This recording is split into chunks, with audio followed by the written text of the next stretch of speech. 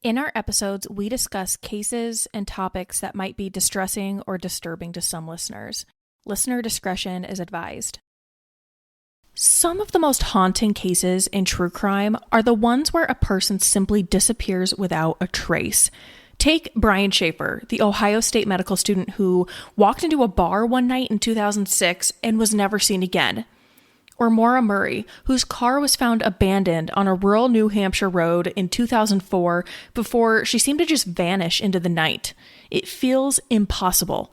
How can someone just be gone? No answers, traces, or clues. The case we're looking at today leaves me with those same questions. Late on July 3rd and into the early morning hours of July 4th, 2001, 20-year-old Crystal Arensdorf spent the night out with friends at a bar. By the next day, she had vanished. No one saw her leave. Her belongings were left behind, and no clear trail was ever found. What happened to Crystal Arensdorf? There is very little reporting on this case, so we are going to do our best to dive in with what we know and what has been reported. Let's get started.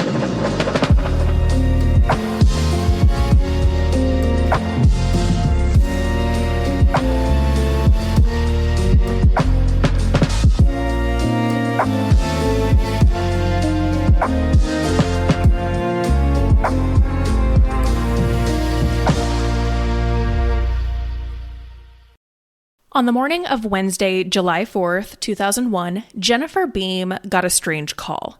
It was Tim, her stepsister, Crystal Arensdorf's boyfriend, and Tim was asking if she'd seen Crystal. This was strange to Jennifer because Crystal and Tim lived together, so why would he be calling her? The previous night, July 3rd, Jennifer and Crystal had gone to watch fireworks at a friend's house, and after that, Crystal wanted to stay out longer, so her and Jennifer split ways. Jennifer went home, and Crystal went with their brother's girlfriend to Nicker's Saloon, a bar in downtown Dubuque, Iowa. Jennifer figured that Crystal would have gone home after Nicker's, so it was strange that Tim hadn't heard from her. But she wasn't worried yet. Jennifer picked up Tim, and they started to try and track down where she was. Now, timeline-wise, I don't know exactly where they headed first, but from what I understand, they went to Crystal and Jennifer's mom's house. But their mom, Barb, hadn't heard from Crystal either, but she thought maybe she had gone to her stepsister Sean's house to stay the night. Jennifer and Tim start calling their friends, and I'm assuming her stepsister Sean, but no one had seen or heard from her. In an interview with KCRG TV9 in 2011, Jennifer said that even though no one had heard from Crystal, they weren't too worried yet, and they assumed that Crystal was still out with a friend, so the two called it a day looking for her and went back home. But Jennifer also acknowledges in this interview that it was out of character for Crystal to not come home and to not get in contact with her family or boyfriend, but she wasn't worried yet. And this was still on July 4th. She does say, quote, "We couldn't contact police for 24 hours, which makes me wonder, and it makes me think they had some sort of inclination that something was strange enough that they did contact police and were told they couldn't report her missing until 24 hours had passed, or that they at least thought it was strange enough but assumed they couldn't contact police for at least 24 hours. So it's a little confusing in the research, and I do sometimes, wonder why wouldn't they report her missing right away? But I also think in these situations, you might not automatically assume something was wrong, especially in 2001. Cell phones weren't something everyone had at this time. But by the following day, July 5th, it became clear that something wasn't right. There was still no word from Crystal, and on top of that, she didn't show up for work with a house cleaning company in Dubuque. On the 5th, Jennifer said they continued to call anyone who might have interacted with Crystal. This included tracking down anyone they knew who were at the bar with Crystal, asking if they had heard from her, seen anything at the bar that might give them any indication as to where she went. And after talking to everyone, all of her friends and others, no one had actually seen Crystal leave the bar at all. It's also reported that Crystal's keys and money were left behind at Nicker's saloon.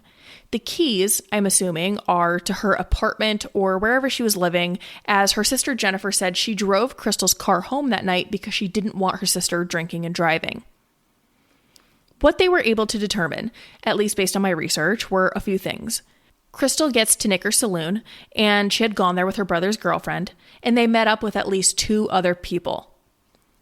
I don't know exactly what time she got there, but in the early morning hours, a plan had been made to go to another bar in East Dubuque to continue their fun. And Crystal apparently had arranged around 2 a.m. to go to this second location with the bartender from Nicker's. The bartender's name was Robert, and I have no idea if the two knew each other or if they were friends. But apparently Robert called a cab for Crystal and himself, and their plan was to ride to an East Dubuque, Illinois bar. But when the ride arrived a few minutes later, Crystal was nowhere to be found. The friends Crystal was with at this point had left. I read that they left after Crystal had arranged this ride with the bartender, so my assumption is they were just planning to meet her at this next location. But she never got to that second bar, and no one had seen or heard from her since. So on July 5th, Crystal is officially reported missing, and the police begin their investigation. Within the first few days following Crystal's disappearance, a $2,500 reward was announced, hoping to encourage anyone with information to come forward. The money was raised by Crystal's stepfather, Edward, her boyfriend, Tim, and an anonymous donor. Edward, Tim, and Jennifer posted flyers all over Dubuque in the days after her disappearance. Edward was quoted in the Daily Nonpareil on July 11, 2001 as saying, quote, "I haven't lost hope yet. I still feel she is alive." But despite their efforts to put up flyers, talk with their friends, and anyone that knew Crystal, there was no sign of her, and days and weeks and months had gone by. As time went on, police said they were still treating this as a missing persons case, and police were firm in their belief that Crystal wouldn't have left the bar without someone she was comfortable with.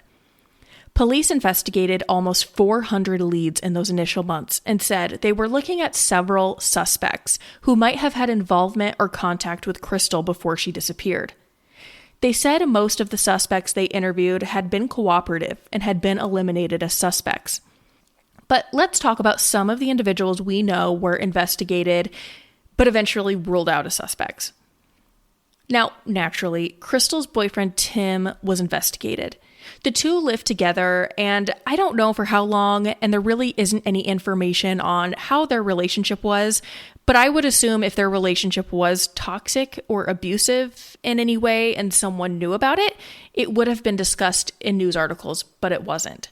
Now, Tim wasn't with Crystal the night she disappeared, and from what I've read in news articles and some of the interviews Jennifer has done, the brakes on his truck were out, so Tim didn't have a way to get around at the time. Jennifer said in another interview published on the Telegraph Herald's YouTube page that before going to Nicker's, Crystal had called Tim, and the two had gotten into an argument.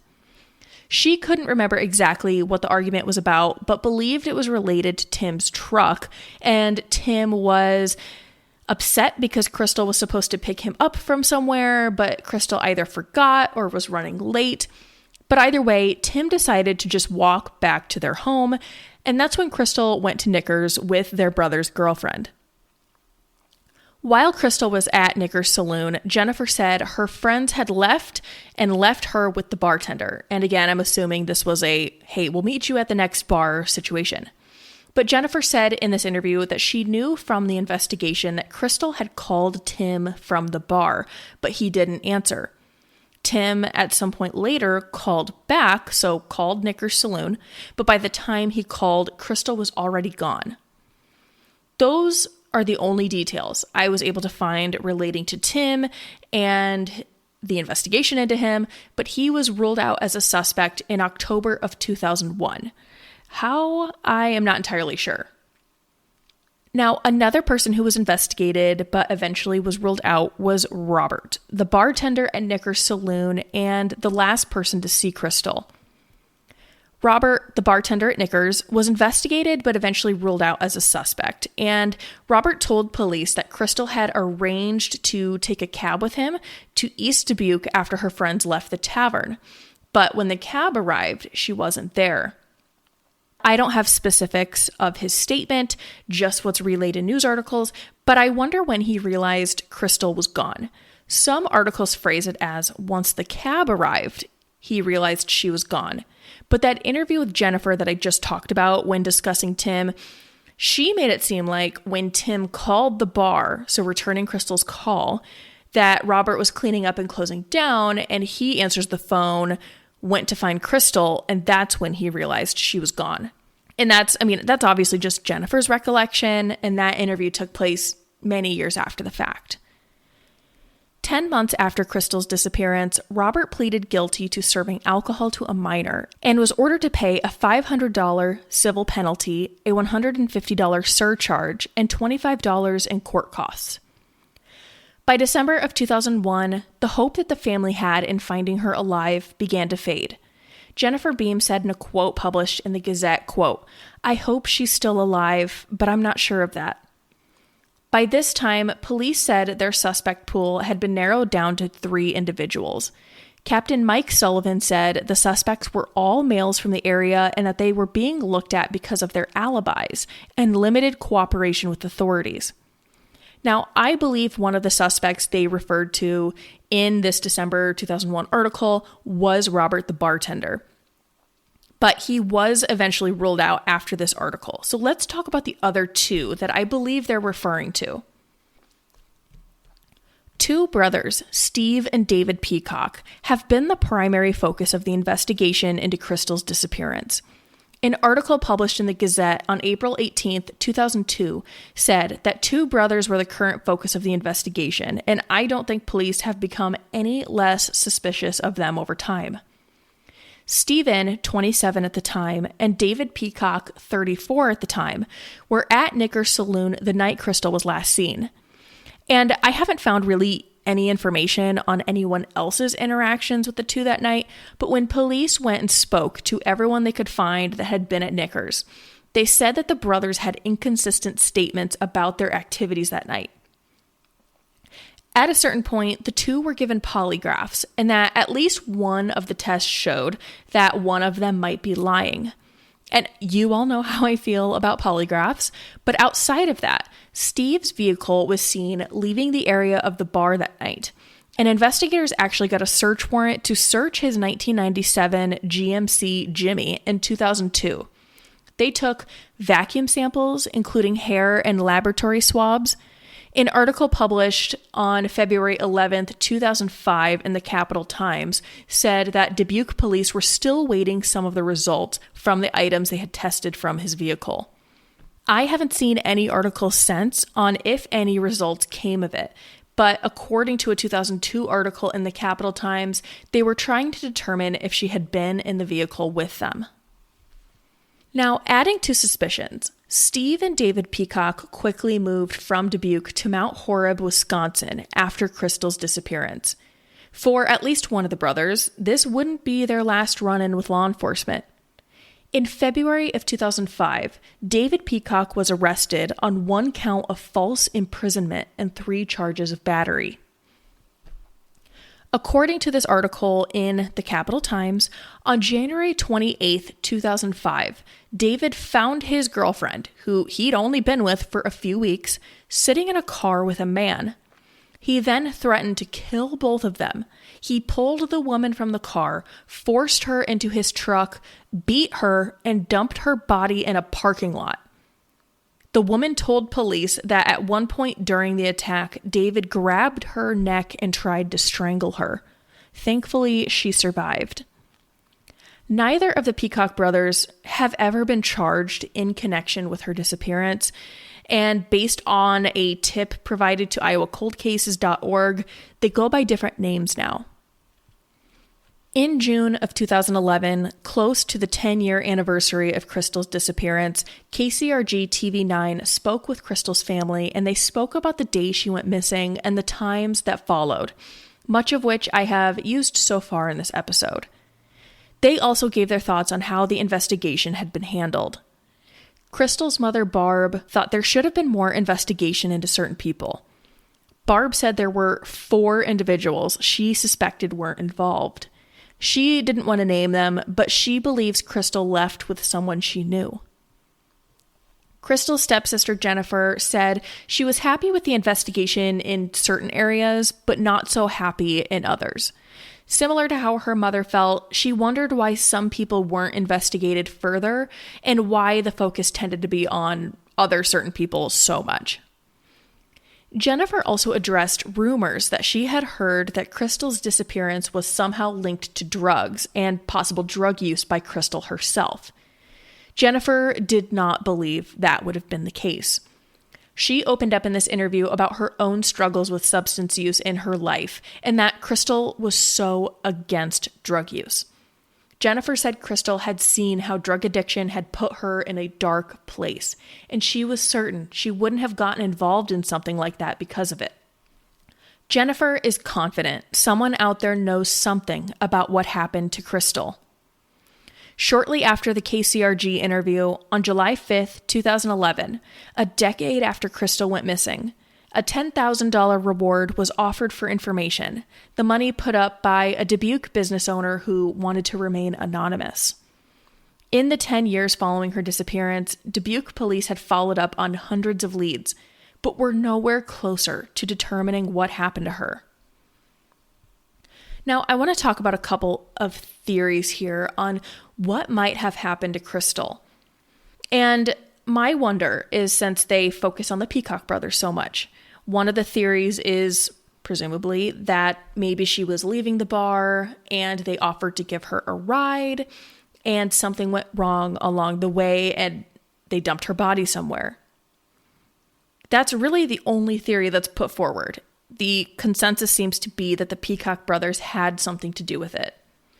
And I want to put forward another theory. I wonder if perhaps she was quite intoxicated, and I don't know how much she had to drink that night. That's never been reported. But I wonder if she just tried to walk to the next location. Maybe she got impatient and didn't want to wait for the cab with the bartender, or maybe she was like, you know what, I don't want to ride with this guy. I don't really know him. And maybe she tried walking.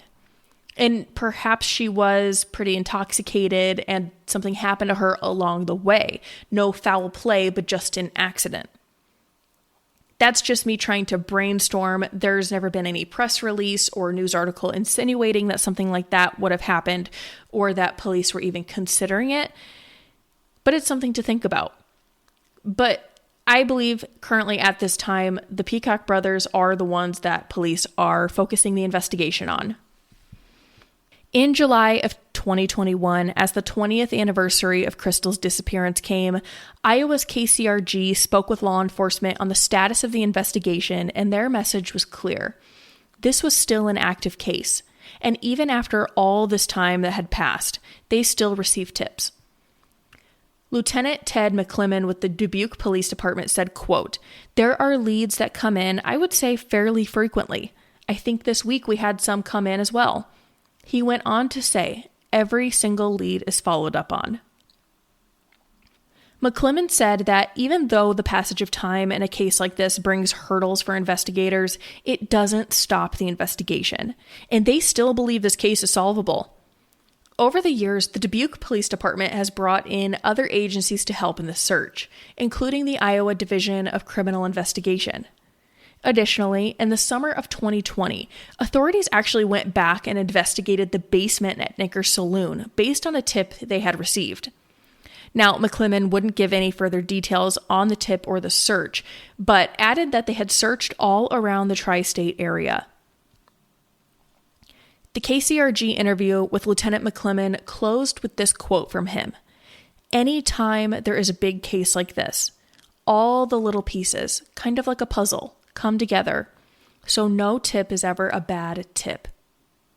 If you have any information at all on the disappearance of Crystal Arensdorf, please contact authorities, and I will put contact information in the description of this episode. No tip is too small. If you lived in the area and can remember anything from around the time she went missing in 2001, send in a tip. If you know any of the people that have been connected to this case, if they've told you anything over the years, now is the time to report it. Crystal Arensdorf was last seen at Nicker's Saloon with friends wearing tan shorts, a white polo shirt, and sandals. She was 5 foot 6 inches tall, weighed 115 pounds, and had strawberry blonde hair at the time of her disappearance. That's all we have for today. We will see you next time. Thank you for listening to this episode of Cardinal Crimes. If you enjoyed it, please consider subscribing, giving us a 5-star review wherever you get your podcast, and sharing this episode with others. You can find us on TikTok, YouTube, and Instagram with the handle @CardinalCrimes, and you can send us any case suggestions, questions, or topics you would like covered there or to our email, cardinalcrimes@gmail.com. Until next time, friends, take care of each other and take care of yourself. If you've ever thought about starting your own podcast, there's no better place to begin than with Buzzsprout. It's the platform I use, and it makes publishing, promoting, and tracking your episodes so easy, even if you're not tech savvy. Plus, they help you get listed in all the major directories like Apple Podcasts, Spotify, and more. And here's the best part. When you sign up for a paid Buzzsprout plan using my affiliate link, you'll get $20 off, and you'll be supporting the show at the same time. Just head to the description of this episode to find the affiliate link. Now, let's get back to the episode.